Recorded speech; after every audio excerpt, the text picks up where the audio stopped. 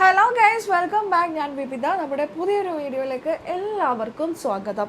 ഇന്നത്തെ നമ്മുടെ video election ചൂട് പിടിച്ച് നിൽക്കുകയാണല്ലോ. ഇലക്ഷൻ്റെ ചൂടിൽ പൊരി വെയിലത്ത് ഞങ്ങളുടെ മണ്ഡലത്തിൽ കിടന്ന് തേരാപാല അലയുകയാണ് ഗൈസ് അഖിൽ മാരാർ.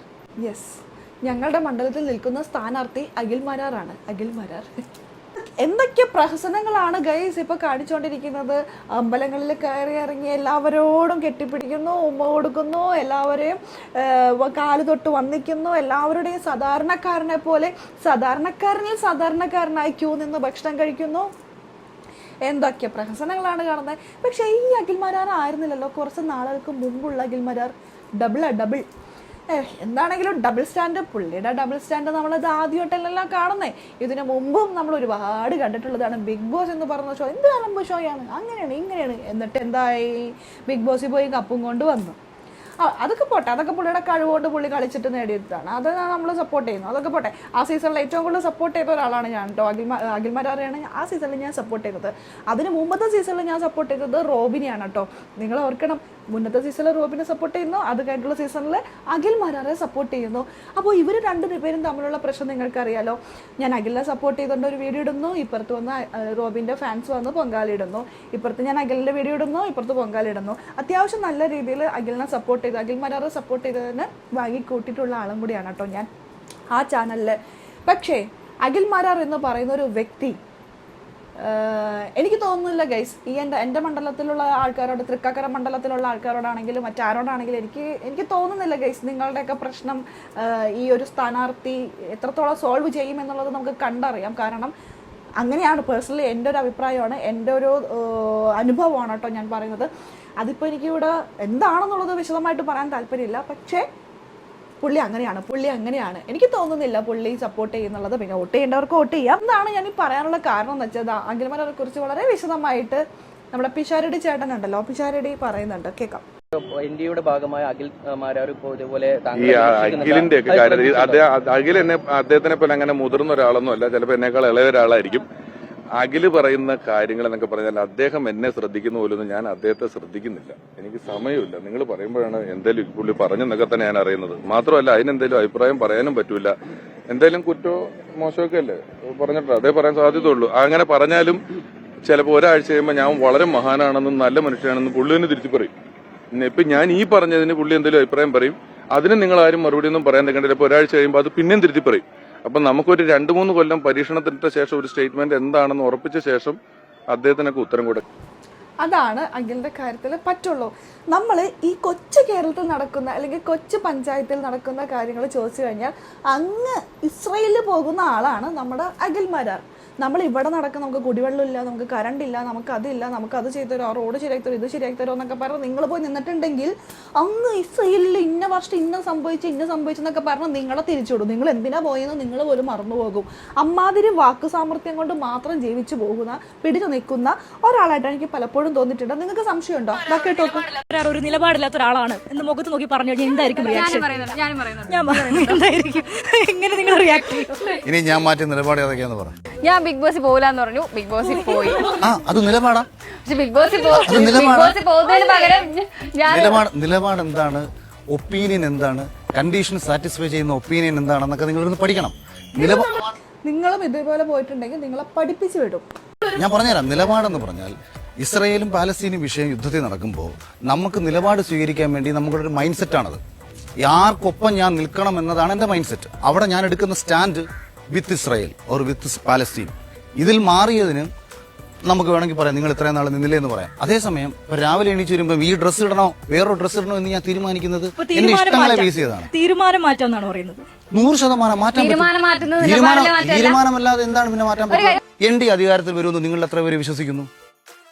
തൃക്കാക്കരയിൽ 2020 ജയിക്കുമെന്ന് നിങ്ങൾ എത്ര പേര് വിശ്വസിക്കുന്നില്ല. അപ്പൊ ആ പാർട്ടിയിൽ പോയി മത്സരിച്ചാൽ നിങ്ങൾ ഈ പറഞ്ഞ 3-ൽ ഏതാണ് എനിക്ക് കിട്ടാൻ പോകുന്നത്? പിന്നെ എന്തുകൊണ്ടാണ് അവിടെയാണ് ഒരുവന് സ്വാതന്ത്ര്യത്തോടുകൂടി പ്രവർത്തിക്കാനും എന്നോടത്ത് വിളിച്ചു പറഞ്ഞ ആവശ്യങ്ങൾ പറയുന്ന ഒരുവന് ചെയ്തു കൊടുക്കാനുമുള്ള ഒരു അവസരം മാത്രമാണ് പൊളിറ്റിക്കൽ സ്പേസ്.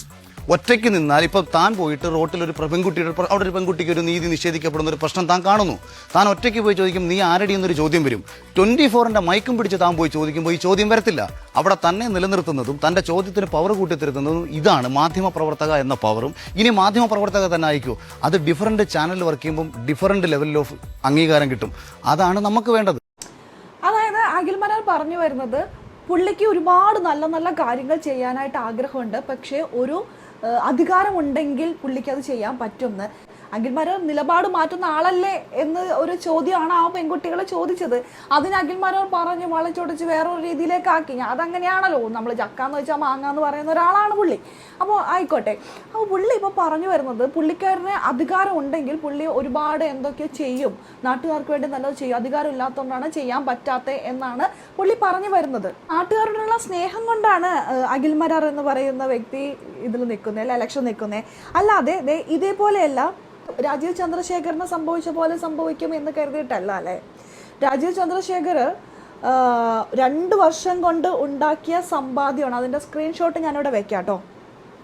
2024 രാജീവ് ചന്ദ്രശേഖറിൻ്റെ ആസ്തി 28 കോടിയാണ്.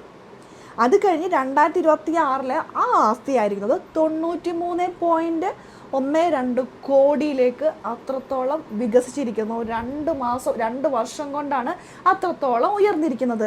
നിങ്ങൾ ഓർക്കണം ഗൈസ്, 28 കോടിയിൽ നിന്നുമാണ് 93 കോടിയിലേക്ക് എത്തിയത്. ഈ കോടി മാറ്റം കണ്ടിട്ടല്ല അഖിൽ മാരാർ എന്ന് പറയുന്ന ഒരു വ്യക്തി ഇപ്പോൾ ഇലക്ഷൻ നിൽക്കാനായിട്ട് തയ്യാറായി നിൽക്കുന്നത് അല്ലേ. അല്ല, നാട്ടുകാരെ സഹായിക്കാൻ വേണ്ടിയിട്ടാണ്, അല്ലാണ്ട് ഇത് കണ്ടിട്ടല്ല, ഇങ്ങനെ സംഭവിക്കുമെന്ന് കരുതിയിട്ടല്ല. പിന്നെ ഗൈസ്, കഴിഞ്ഞ 10 വർഷം കൊണ്ട് നമ്മൾ ഒരുപാട് അനുഭവിച്ചാണ്. നമുക്കറിയാം എങ്ങനെ ജീവിച്ചു പോട്ടെ, നമ്മൾക്ക് അതിനുള്ള മനഃശക്തി കിട്ടിക്കഴിഞ്ഞു. നമുക്ക് ഈ 10 വർഷം കൊണ്ട് നമ്മൾക്ക് എന്ത് കിട്ടിയെന്ന് ചോദിച്ചു കഴിഞ്ഞാൽ എന്തും സഹിക്കാനുള്ള മനഃശക്തി നമുക്ക് കിട്ടി, എങ്ങനെ ജീവിക്കാനുള്ളൊരു ശക്തി നമുക്ക് കിട്ടിയിട്ടുണ്ട്. അപ്പം മുന്നോട്ട് നമുക്ക് ഓപ്പീൻ ചെയ്ത് ഏത് പാർട്ടി വിജയിച്ചാലും ഏത് പാർട്ടി ജയിച്ചാലും നമുക്കെന്തായാലും അതിനുള്ള ത്രാണി കിട്ടി. ഇതിൽ കൂടുതലൊന്നും സംഭവിക്കാൻ പോകുന്നില്ലല്ലോ. ഈ 10 വർഷം കൊണ്ട് നമ്മൾ അനുഭവിച്ചതിനേക്കാൾ കൂടുതലൊന്നും സംഭവിക്കാൻ പോകുന്നില്ലല്ലോ. അപ്പോൾ പിന്നെ ആര് വിജയിച്ചാലും നമുക്ക് ഇഷ്ടമുള്ളവർക്ക് അങ്ങോട്ട് വോട്ട് ചെയ്യാൻ, ആരെങ്കിലും മരിച്ചേ ആരെങ്കിലും എന്തെങ്കിലും ഉണ്ടാക്കട്ടെ, ഏതാൻ കയറിയാലും ആര് കയറിയാലും ഇതൊക്കെ തന്നെ സംഭവിക്കാൻ പോകുന്നത്. അത് കയറട്ടെന്നേ, നമുക്കിപ്പോൾ എന്താ, ആരായാലും കയറും, കയറട്ടെന്ന് ആരെങ്കിലും. പിന്നെ അഖിലേട്ടൻ്റെ കുറച്ച് കാര്യങ്ങളൊക്കെ ഉണ്ട് കേട്ടോ ഈ നാട്ടിൽ കിടന്ന് കാട്ടിക്കൂട്ടുന്നത്, നമുക്കൊന്ന് കാണാം.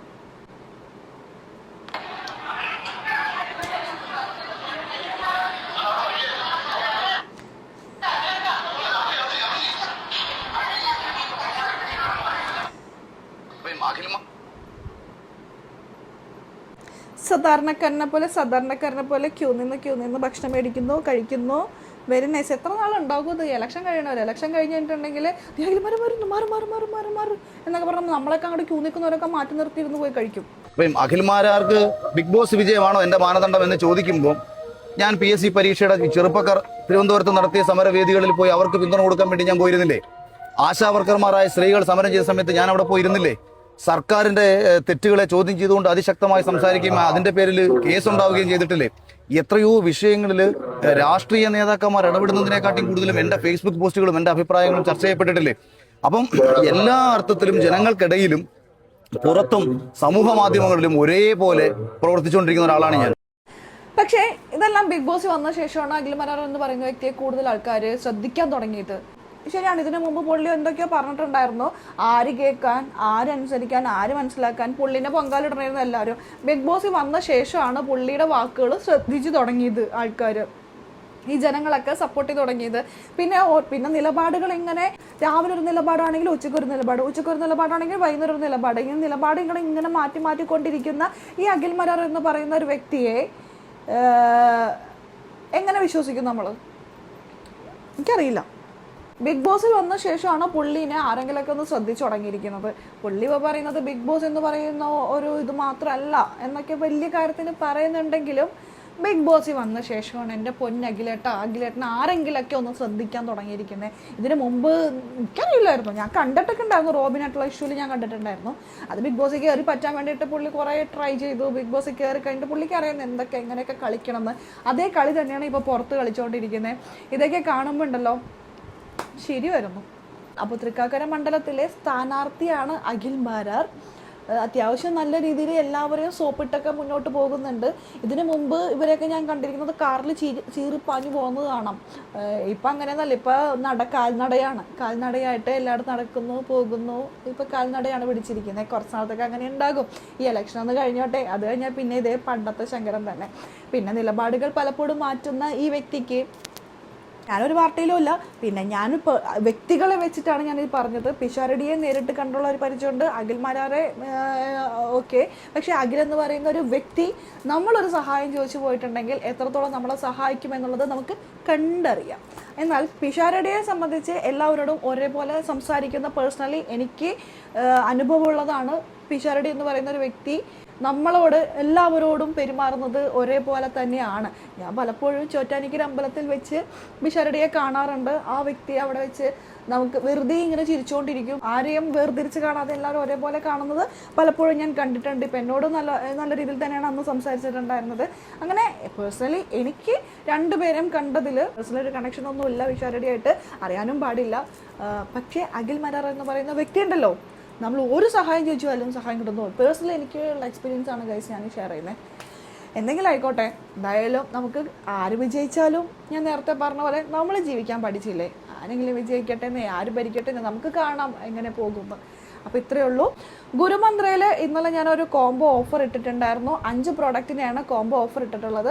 അത് ആ വീഡിയോ കാണാത്തവരുണ്ടെങ്കിൽ ഞാൻ ഈ വീഡിയോയുടെ കമൻറ്റ് ബോക്സിൽ അതൊന്ന് പിൻ ചെയ്ത് വെക്കുക, അത് കണ്ടോളൂ. നമ്മൾ 5 ഐറ്റമാണ് കോംബോ ആയിട്ട് കൊടുക്കുന്നത്. അല്ല, 5 സെറ്റ് ഓഫ് കോംബോ ഐറ്റംസ് നമ്മൾ കൊടുക്കുന്നുണ്ട്. 899 റുപ്പീസിനാണ് 3 ഐറ്റം വീതമൊക്കെ കൊടുക്കുന്നത് കോംബോയിൽ. അപ്പോൾ ഏതൊക്കെയാണ് നിങ്ങൾക്ക് വേണ്ടത് ആ വീഡിയോയിലൊന്ന് പോയി നോക്കുക കേട്ടോ. നമുക്ക് ക്യാഷ് ഓൺ ഡെലിവറി കൂടി അവൈലബിൾ ആണ്, അതുകൂടി ഒന്ന് ഓർമ്മപ്പെടുത്തുന്നു. ക്യാഷ് ഓൺ ഡെലിവറി അവൈലബിൾ ആണ്, ഓൺലൈൻ പേയ്മെൻറ്റും അവൈലബിൾ ആണ്. നിങ്ങൾക്ക് എന്താണ് ഓക്കെ ആയിട്ടുള്ളത് അത് നമുക്ക് ചെയ്യാം. അപ്പോൾ ഇതിന് വേണ്ടിയിട്ട് നിങ്ങൾ ഈ കാണുന്ന വാട്സപ്പ് നമ്പറിൽ ജസ്റ്റ് ഒന്ന് മെസ്സേജ് അയക്കുക, അല്ലെങ്കിൽ ഈ ഒരു പേജിൽ നമ്മൾ DM ചെയ്താലും മതി കേട്ടോ. അപ്പോൾ ഇൻസ്റ്റാ പേജ് ഒന്ന് ഫോളോ ചെയ്യാത്തവരൊക്കെ ആണെങ്കിൽ ഇൻസ്റ്റാ പേജൊക്കെ ഒന്ന് ഫോളോ ചെയ്യണേ. അപ്പോൾ ഇത്രേ ഉള്ളൂ നമ്മുടെ ഇന്നത്തെ വീഡിയോ. അപ്പോൾ നമുക്കിനി അടുത്തൊരു വീഡിയോ ആയിട്ട് കാണാം കേട്ടോ. അതുവരെയൊക്കെ എല്ലാവർക്കും